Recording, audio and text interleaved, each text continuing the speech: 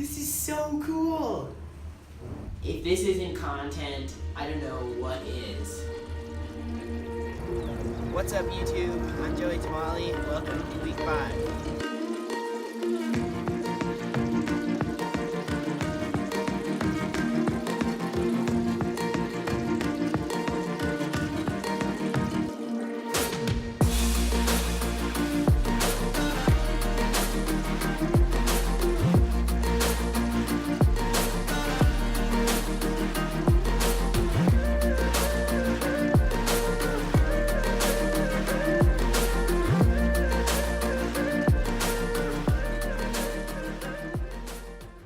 This week we are introducing a new segment on the channel. So, without further ado, welcome to episode 1 of Ask Me Anything with Joey Tamale, where I answer your questions.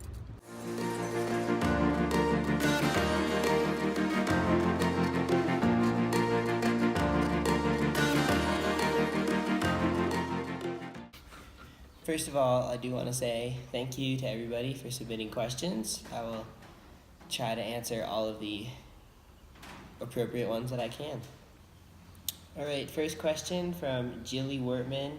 Favorite thing you've experienced in Bolivia so far? I'd have to say probably going into the Amazon rainforest was pretty cool because as a little kid that was one of my favorite things to study. So it was really cool to be able to take a walk through there. Maddie Becker says, tell me of the friends you've made, Joseph.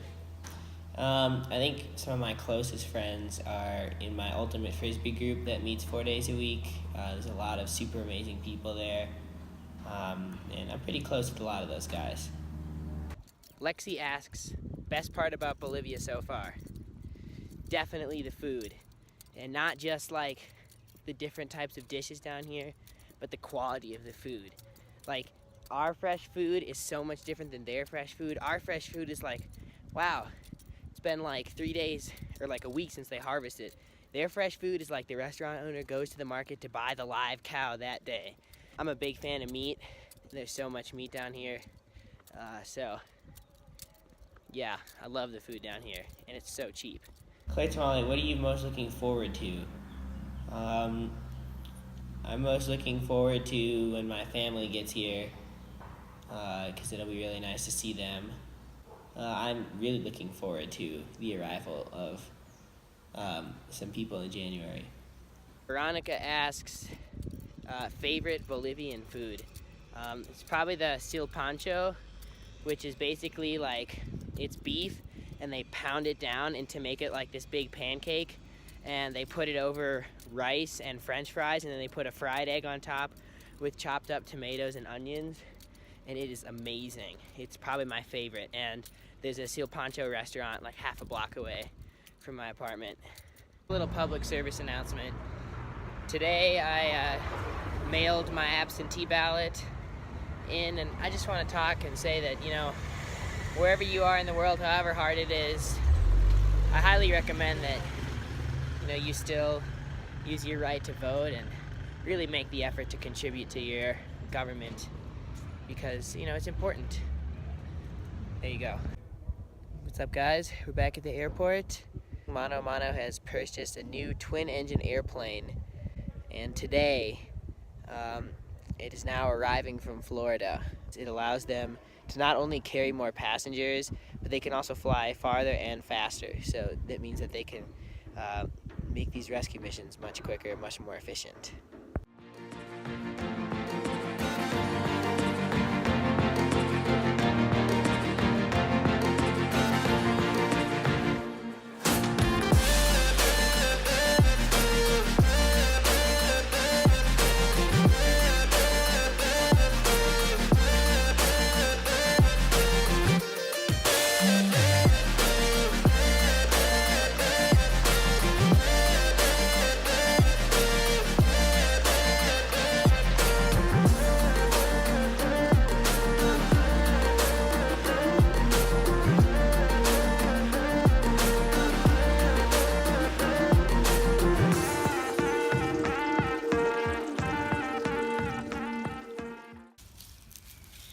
So this whole field is all full of onions, and these will all go to the market to sell. And then we have to use the composted soil to refertilize this plot of land, and then we will reseed it and start over with a different plant. So that is kind of the process of how you maintain a plot of land down here in Bolivia, and it heavily involves using compost. Lucy Minner asks, what sort of cool cultural things have you experienced or seen so far? Public transportation every day, the amount of people they can fit into one little minivan. I think on Saturday, going to the local city markets is an amazing cultural experience. It's always eye-opening every time you go. What's up, guys? It's Thursday. Today we have a school group that has come to tour the SEA, and as this is an environmental learning school, this is probably one of the more important parts of my job, because the whole purpose of this farm is to educate people from the community. So today we are teaching a group of 40 students about how you can be more efficient and more environmentally friendly with your farming practices.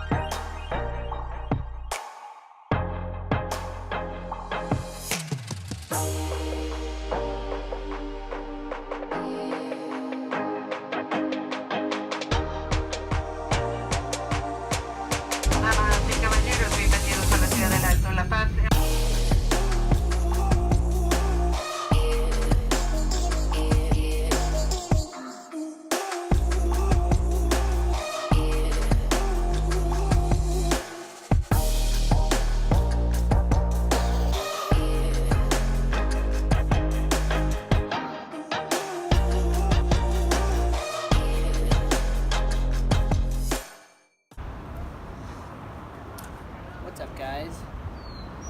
First of all, welcome to La Paz. Let's get back to some questions. Parker asks, what's the hardest thing you've had to get used to since moving away from Minnesota? I think probably moving away from Minnesota. Definitely, there's a lot of homesickness prevention going on. Getting used to living completely on my own. I have to shop for myself, I have to cook for myself, I have to manage all my own money, get myself around. I'm living very independent, so the first few weeks were pretty tough because there's a very hard contrast. And obviously, miss my family quite a bit. See all the pictures from the fall. So yeah, I miss back home, but that's probably the toughest thing. Spencer asks, do I miss Minnesota? Yes, I do. Of course I miss Minnesota. That's my home. That's where I'm from. So, yeah, it's pretty hard not to miss it, but, so long as I'm making sure I keep myself busy, it doesn't get too bad. Claire Umalek Bunker asks, how has it been using your Spanish so much? Do you notice any difference from the Mexican Spanish mainly taught at Adams to the Bolivian Spanish? First of all, my Spanish is getting way better, even though I was already fluent. But now that I have to do everything in Spanish, I'm like remembering more and more. Is it different? It's a bit different. Bolivians here don't talk as fast, so it's a little more of like an Argentinian slur. So I'm gonna combine Ellie Egbert and Maddie Lindemann's question because it's almost the same one, which is what is your favorite or most influential thing you've helped accomplish while you were down here? So we get people like this in every day. Mothers will come in with children on their backs and they need a wheelchair, and that's just one of the things we do every day. So it's really moving, I think, because every day we get to make a difference in somebody's life. When they come in that door, this wheelchair will literally change their lives. So that's really inspiring for me. Carla Alarcon asks, in what ways are Bolivia different from the U.S., and what are some things that you've learned in Bolivia that are helpful? The way you do everything down here is completely different. Everything's way cheaper. The food is way better. People work. It's funny, actually, the work ethic down here is a lot different because in the U.S. everything is so like corporatized. I don't know if that's a word. And everybody runs on a schedule. Down here in Bolivia, like the little businesses left and right, they all kind of run on their own schedule. You know, I've learned a lot of things in Bolivia, like the value of family, living on my own. I'm learning a lot every day, like how to manage everything. Sarah Lynn McMillan asks, what do you want other people to know about Mano a Mano? What sets them apart from other international organizations and what makes them unique? I think there are a lot of international organizations that do projects all over the world. You know, I'm sure some of you have done that with church groups. The biggest difference between Mano a Mano and a group like that is that Mano a Mano realized that in order for projects to be sustainable, the need has to come from the community, and the project has to be built by the community with the support of Mano a Mano, because that way they felt a very large sense of ownership towards this project, and it makes those projects way, way, way more sustainable. Also, I want to give a shout out to Sarah. Go check out her GoFundMe page. I'll put the link in the description. Sarah is trying to come visit us in December, and she's doing a lot of great things. So if you go check her out on Facebook, help her come on down and visit us.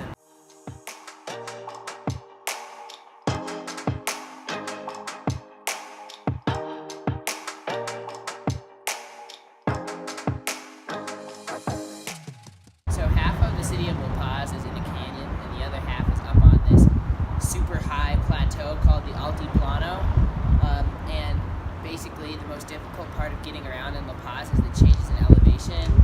So starting about 5 years ago, the Bolivian government put in this new transportation system, and it's basically like ski gondolas that go all across the city. And not only is it super cheap, but it's also a super efficient way to get around because they combat all of the challenges that traveling in La Paz presents. So today, we are going to take a tour of all the teleferico lines. So yeah.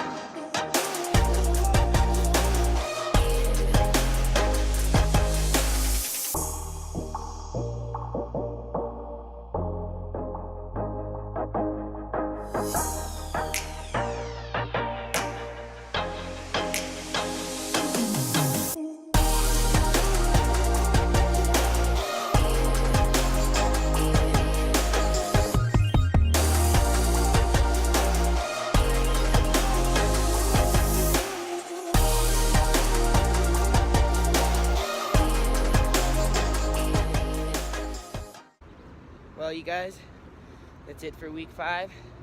Hope you enjoyed the video. La Paz is an amazing city, and I'm on my way back to the airport this morning, bright and early. Yeah, feel free to hit the like button, subscribe to the channel, leave a comment below. So yeah, and as always, I'll put the link in the description, manomano.org, if you feel inspired and want to donate. Yep, until week 6. Take it easy, guys.